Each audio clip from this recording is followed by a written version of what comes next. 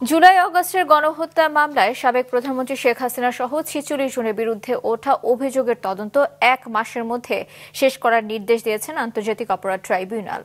আরেক মামলায় সাবেক মন্ত্রী সহ আজ আদালতে হাজির করা ১৩ জনকে গ্রেফতার দেখিয়ে ফের কারাগারে পাঠানো হয়। মমিতা জান্নাতের রিপোর্ট।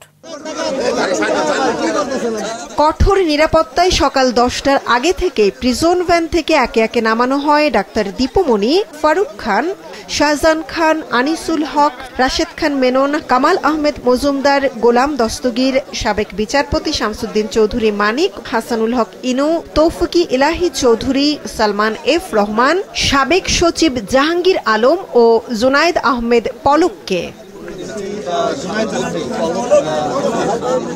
বেলা 11:15টায় শুরু হয় আন্তর্জাতিক অপরাধ ট্রাইব্যুনালে বিচার কাজ। এ সময় পিলখানার বিডিআর হত্যা থেকে শুরু করে জুলাই আগস্টের গণহত্যা পর্যন্ত ধারাবাহিক নির্মম হত্যাকাণ্ড ও মানবতা বিরোধী অপরাধের বিচার দাবি করেন চিফ প্রসিকিউটর তাজুল ইসলাম। এইখানে মানবতা বিরোধী অপরাধ শুধু যে জুলাই আগস্টে হয়েছে তা কিন্তু নয়। তাদের সরকার যখন ক্ষমতায় আসে তখন থেকে এই গুম, খুন এবং কনসেন্ট্রেশন ক্যাম্পে নিয়ে নির্যাতনের যে বিভৎসতা আপনারা ইতিমধ্যে জেনেছেন। আমাদের তদন্ত সংস্থা এগুলো আমরা তথ্য পাচ্ছি, বা আপনারা গুম কমিশনের কাছ থেকেও জানতে পেরেছেন যে সেই নির্যাতন ক্যাম্পগুলো কতটা নিষ্ঠুর ছিল। এবং এই সমস্ত অপরাধের সবচাইতে বড় দায় হচ্ছে শেখ হাসিনা। আমরা ফরমাল রিকোয়েস্ট পাঠিয়েছি ইন্টারপোলের কাছে রেড নোটিশের মাধ্যমে যে তাকে পেলে যেন গ্রেপ্তার করা হয়। পরবর্তী পদক্ষেপ বাংলাদেশ সরকার ইতিমধ্যে বলেছেন যে এর বাইরেও পদক্ষেপ আছে, যেহেতু তার বিরুদ্ধে মানবতা বিরোধী অপরাধ সংগঠনের অভিযোগ আছে এবং তার বিরুদ্ধে গ্রেপ্তারি পরোয়ানা জারি আছে। তাকে ভারতের সাথে সম্পাদিত যে অপরাধীর বহিঃসমর্পণ চুক্তি, সেটার মূলে তাকে ফেরত চাওয়ার জন্য বাংলাদেশ গভর্নমেন্ট চিন্তা করছেন বলে গতকালকে প্রধান উপদেষ্টা তার বক্তব্যে বলেছেন। সুতরাং সেই প্রক্রিয়াতেও বাংলাদেশ যাচ্ছে, এটা আমরা আদালতের কাছে জানিয়েছি। শুনানি শেষে এই মামলার তদন্ত ১ মাসের মধ্যে করার সময় বেঁধে দেন আদালত। পাশাপাশি অন্য অভিযুক্তদের ১৭ ডিসেম্বরের মধ্যে গ্রেফতারের নির্দেশ দেন। মোটা দাগে তারা প্রত্যেকেই সুপিরিয়র কমান্ড রেসপন্সিবিলিটির দায়ে অভিযুক্ত, কারণ তারা নির্দেশ দিয়েছেন, পরিকল্পনার সাথে সম্পৃক্ত ছিলেন, সরাসরিও জড়িত ছিলেন, কমপ্লিসিট করেছেন।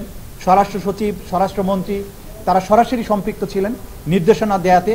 এবং আন্তর্জাতিক আইনে আপনারা জানেন যে অপরাধ সংগঠনের প্ররোচনা দেয়া, প্ল্যানিংয়ের সাথে থাকা, অপরাধ প্রিভেন্ট করতে শক্তি থাকা সত্ত্বেও প্রিভেন্ট না করা, যারা পারপিট্রেট করেছে তাদেরকে শাস্তি দেওয়ার ক্ষমতা থাকা সত্ত্বেও শাস্তি না দেয়া, প্রিভেন্ট করার চেষ্টা না করা, এই সবগুলোই আন্তর্জাতিক অপরাধ ট্রাইব্যুনাল আইন ১৯৭৩-এর অধীনে আইনে অপরাধ।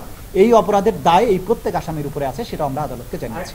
এদিন গ্রেফতারকৃতদের আবেদনের প্রেক্ষিতে আসামি পক্ষের আইনজীবীদের মামলার অভিযোগের কাগজ দিতে অনুমতি দিয়েছে আদালত। পাশাপাশি আসামিদের সাথে তাদের আত্মীয় স্বজনদের দেখা করার অনুমতিও পাওয়া গেছে বলে জানান আসামি পক্ষের এই আইনজীবী। মাননীয় ট্রাইব্যুনাল মৌখিকভাবে বলে দিয়েছেন যে আদেশের এলিগেশনের কপি আপনাদের ২ জন আসামি সহ অন্যান্য আসামিদেরও প্রদান করা হইবে। আইনজীবীদের দেখা করার সুযোগ দিয়েছেন tribunal for the ends of justice. যে সকল গ্রেপ্তারকৃত ব্যক্তিদের আত্মীয় স্বজন এসেছেন, সুশৃঙ্খলভাবে তাদেরও দেখা করার সুযোগ দিয়েছেন। শেখ হাসিনা পলাতক থাকায় তার পক্ষে আদালতে কোনো আইনজীবী ছিলেন না। মামলার পরবর্তী শুনানি ১৭ ডিসেম্বর। মৌমিতা জান্নাত, মাছরাঙা সংবাদ, ঢাকা।